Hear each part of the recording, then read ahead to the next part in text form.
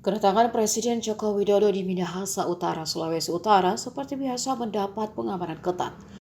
Tak hanya pas pampres TNI saja yang disiagakan dan aparat setempat, namun juga para sniper TNI yang sudah berjaga di lokasi khusus.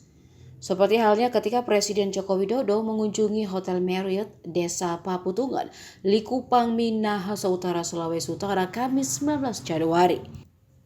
Awalnya tak terpantau, namun setelah Presiden Jokowi selesai mengadakan kunjungan di Hotel Marriott, sosok sniper yang menjaga keamanan kepala negara akhirnya muncul. Empat orang ini pun keluar dari persembunyiannya. Mereka masing-masing menenteng senjata laras panjang ketika melintas di depan lobi Hotel Marriott. Bahkan dua di antaranya dilengkapi pakaian untuk keperluan kamuflase. Kemunculan para sniper ini cukup mengundang perhatian, pasalnya sangat jarang para sniper penjaga kepala negara muncul memperlihatkan dirinya. Apalagi ketika orang nomor satu negara sedang berkunjung ke suatu tempat. Sebelumnya, Presiden Joko Widodo mengaku begitu menikmati suasana Hotel Marriott.